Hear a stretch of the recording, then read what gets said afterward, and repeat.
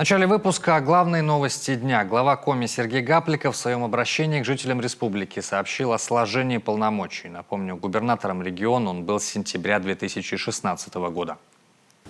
Уважаемые жители республики Коми, хочу обратиться к вам с заявлением. Я принял решение сложить в себя полномочия главы республики Коми. Мое обращение сегодня было направлено президенту Российской Федерации. Это мое решение. Оно принято после долгих и серьезных размышлений. Я считаю его единственно верным.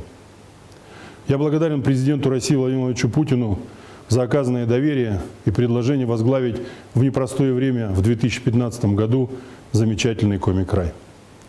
Я хочу сказать спасибо каждому жителю республики за то, что почти 4 года назад вы поддержали меня и избрали главой республики.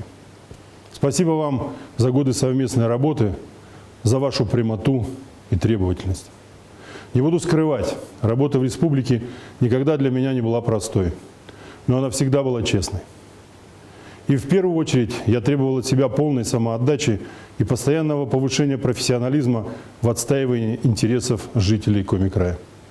Я благодарен каждому, с кем мы вместе, бок о бок, трудились все эти годы. Многие из наших планов были реализованы, а что-то не удалось. За это я прошу у вас прощения. Так совпало, что момент сложения моих полномочий сопряжен с непростыми временами в нашей жизни.